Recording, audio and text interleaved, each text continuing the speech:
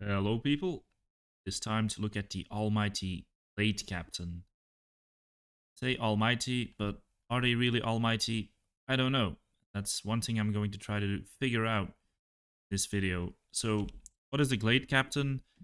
It's basically a Wood Elf hero, which is kind of similar to the Handmaidens that the High Elves have.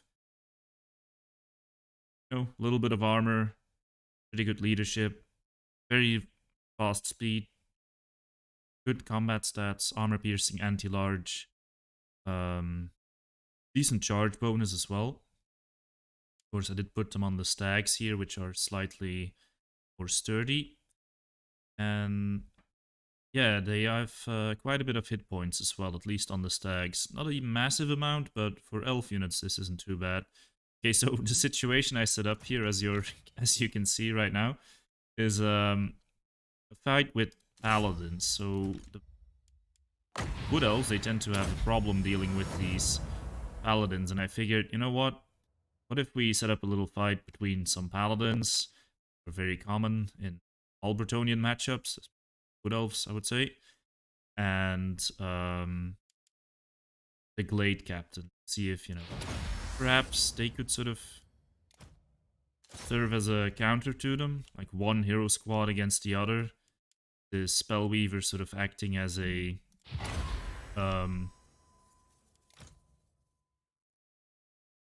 discount Fey Enchantress. Right now, it doesn't look like fight is going too well, but of course, that's because they got the charge. So they got the charge from the air, and our guys were just standing still. So that's already a disadvantage the Glade Captains will have, unless you put them on the Eagles, but I don't suppose you're going to have a very great time fighting Paladins in the air either. So this experiment seems to be indicating what I kind of feared, that Glade Captains are not really supposed to be fighting Paladins, or not particularly good at it. Of course, they are not melee specialists either. Like, they are melee units, but they also have a bow. And of course, if you pay for ranged and you don't get any value out of it, you can't expect to just get that value when straight up melee. So using their ranged shots is something they could be trying to do. They do have the Horn of Isha, so reload skill and melee attack buff. Other Glade Captain here also gives a melee attack buff. They have 2 auras in total. And they also have fire whilst moving. It doesn't look like she's doing that, but I suppose she only fires while moving forward, which is different actually. High Elf. Handmaidens, who can actually fire 360 degrees. They are not doing that, which is already kind of bad. That's something. Would be a pretty good strength, although for High Elf Handmaidens, it's not exactly a huge strength either. Because High Elf Handmaidens, they just miss all the time. So we're going to see if their shots are maybe more accurate than High Elf Handmaidens. I have it on slow motion so I can talk about it as it's happening. See it better. There comes a shot. That was a hit. Of course, Paladin is a very small target, does have a bronze shield. That shot didn't do too much. And yeah, that's kind of what I was afraid of. That these shots would not... I mean, maybe Paladins are just not the ideal targets. They probably aren't. But that these shots would not be the most relevant. But that they can't shoot in 360 degrees is actually kind of problematic. Okay, so they do buff stuff in an aura. See, we have a lot of effects going on there. Have some purpose there. As Wood Elves, you're going to have to kite a lot of the time, especially if you want to actually get some use out of that ammo. And not being able to move and fire.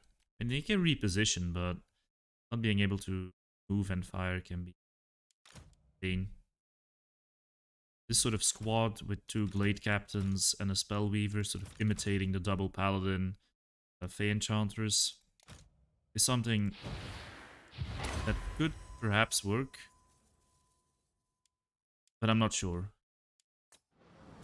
It definitely doesn't seem like they are as strong as the Paladins. Paladins, to be honest, are a bit cheap for what they do. Of course, the Fey Enchantress here provides a lot more than the Spellweaver. That was a little bit of a...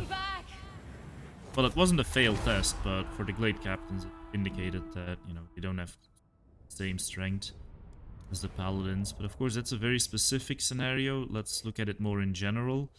Glade Captain, I already discussed the stats, so I don't think the ranged attacks will be too relevant. Just one arrow, there's a good chance it'll miss. The armor piercing value is not that high.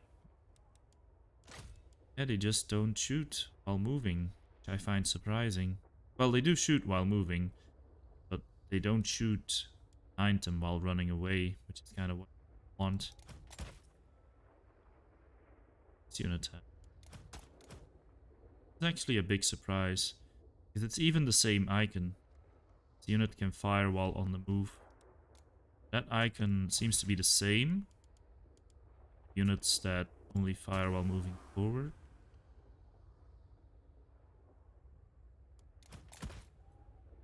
Fire whilst moving. Huntsmen also only shoot while moving forward. And Deepwood Scouts, we know they shoot in 360 degrees. But it's the same icon. So yeah, I assumed they would be able to shoot in 360 degrees, but they can't. So that's actually, I would say, a bit of a weakness. So just gonna make it a lot harder to use that ammo, which already isn't that good. It's going to do that much damage. Now, the melee stats are relatively good. The aura, I mean, 5 melee defense, only in 30 meters though, so that's not very strong. It's only going to hit one unit that you're inside of, or it's going to hit heroes that can stay closer to the hero. But the cost is pretty low, so I would say this is a decent item.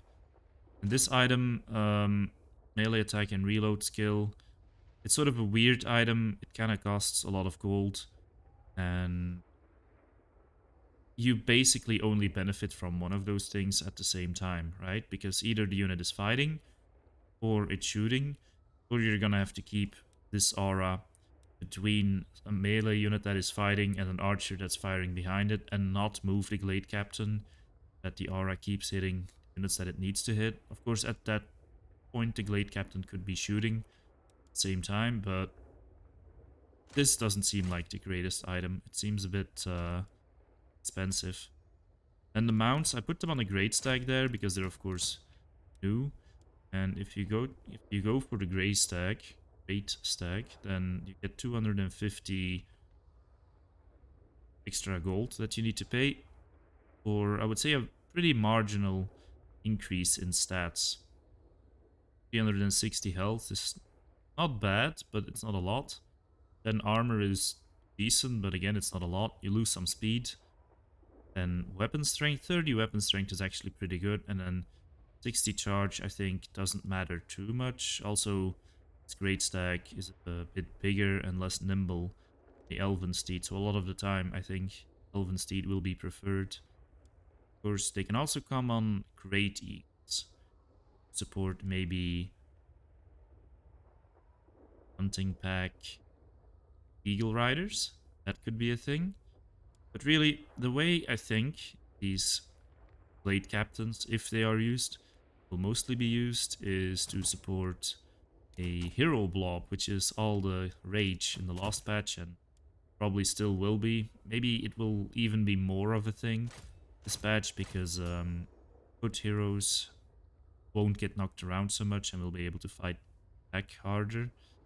And so what I think you might see, I'm not going to make like the exact setup here, what you might see is a combination of Orion, Ariel, and then the Glade Captain in between them, giving him that melee defense and melee attack buff, which isn't huge, but if it's, constantly being applied, especially to Ariel who has sort of low-ish stats, then I think it's gonna be able to pay off. Also because with the support of other characters, um, the Glade Captain could actually get quite a decent amount of damage in with that 330 weapon strength, 35 bonus versus large. Also in fights between single entities, if you get a 2-on-1 or 3-on-1 situation, it's like a force amplifier. It's way better to fight 3-on-1 than to fight 1-on-1 and then 1-on-1. 1-on-1, that of course sounds like a duh, but really it's even worse than you would think. Let's say you have Luen fighting, let's say, Carl. It's a pretty even fight, and you bring one paladin into that fight, or even just like a Jade Wizard on a Pegasus or something. It really changes the fight. Having that not too expensive hero in there, actually in the foot blob she would not be on the horse, not cost too much. Yeah, it could really make a difference when they have to fight something that comes, fight them, maybe another foot blob. So, the verdict, the Glade Captain, I think we'll see some application here and there. I don't think it's a hero that adds something massive though, because first of all, the comparison with Handmaidens, which we don't see that much, and a disadvantage they have compared to Handmaidens, which is not shooting in 360 degrees around them for some reason. Although there is a possibility that they actually do that on the Elven Steed, and it's just something they don't do on the Great Stag. I'll just quickly check that. I don't think they do. Would be strange if they did that on one mount and not on the other mount. I think there's any unit that changes how and when they shoot that stuff, depending on which mount they're on. Also see horse looks like. Horse doesn't look too. The Glade Rider horses. Looks pretty good though. I will go. So if she tries to fire here, that was a pretty good... Well, you see, it was a direct hit. Of course, it's a paladin. He has a shield. He has some missile resistance. You can see if she's trying to run away. Now she does actually shoot. Okay, so it's just on the Great Stag that she doesn't. Okay, it's a good thing I checked this. So she did miss that shot, and you can see the paladin is gaining on her. But this is a good situation for her, being able to use that ammo. And as you can see, the damage isn't too big, especially against targets that can heal. But if they could just soften up the enemy a little bit before they fight them, that could make all the difference. So yeah. Okay, good. So Great Stag will probably not be used because it actually comes with a disadvantage for some reason. A little bit bizarre, really, that on the Great Stag they were not shooting behind him. On the Elven Steed they do. So, back to the verdict. They don't have many advantages over High Elf Maidens. They're actually quite similar. You can even compare stats and cost. Talking about the High Elf Maiden so much. Now I know Lotus Moon loves this unit. Will probably disagree with me, but so be it. Let's say you drop stuff. We're looking at a pretty similar hero. This Handmaiden is actually mostly worse in most ways, although we have to take into account because of that martial prowess. Yeah, as I said, they're quite similar characters.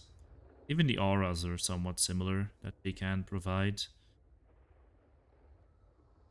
She has the armor-piercing missiles. They have the armor-piercing melee. All in all, they're pretty similar. So I believe the Glade Captain is not bad. Not great either, and usually there will be better options. So I'm going to give this Glade Captain a 6.5 out of 10. I'm interested to see if someone will find successful builds with them. I do think it's possible, but I don't think it's going to be optimal. Right, guys, with that, like and subscribe for more content. I will be reviewing other units from the DLC and how they will work in multiplayer as well. We still have a couple that I need to do, and I haven't even started on the Skaven yet. So yeah, lots of videos incoming, exciting stuff. See you in the next one. Thanks for watching.